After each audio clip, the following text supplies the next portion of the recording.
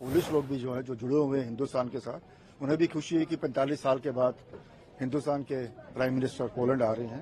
पूरी हमारी Indian community देखिए, सब कुछ लगे पड़े हुए, एंजॉयमेंट लगी पड़ी है। There is a lot of excitement. Indians are really waiting for this historic visit of Indian Prime Minister to Poland, you know. आज हम लोग सब बाहर रहते हैं, लेकिन बाहर रहने में हमारा गर्व से सर ऊपर है। 37 साल में हम तो वेट करते रह गए कि हमारे प्रधानमंत्री आएंगे।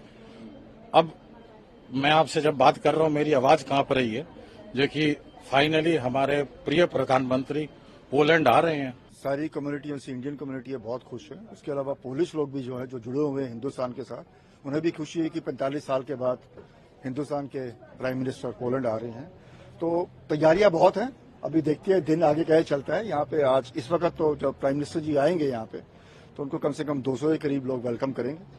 कुछ एक डांस परफॉर्मेंस है उनके लिए गरबा का, और फिर उसके इंटरेक्शन, और फिर बाद में प्रधानमंत्री जी जाएंगे रीत सेरेमनी के लिए जाम साहब के मेमोरियल पे, कोल्हापुर मेमोरियल और मोंटे कैसीनो, जहाँ पे हमारे सिख भाइयों ने सेकेंड वर्ल्ड वॉर में ब्रिटिश आर्मी के अंडर लड़ाई की थी।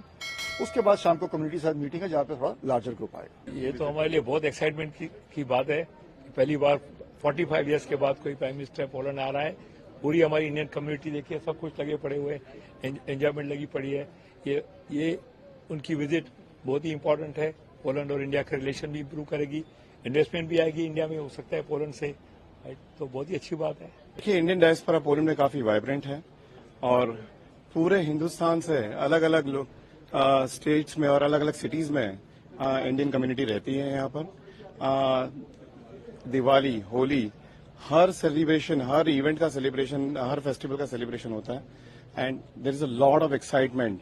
Indians are really waiting for this historic visit of Indian Prime Minister to Poland, you know.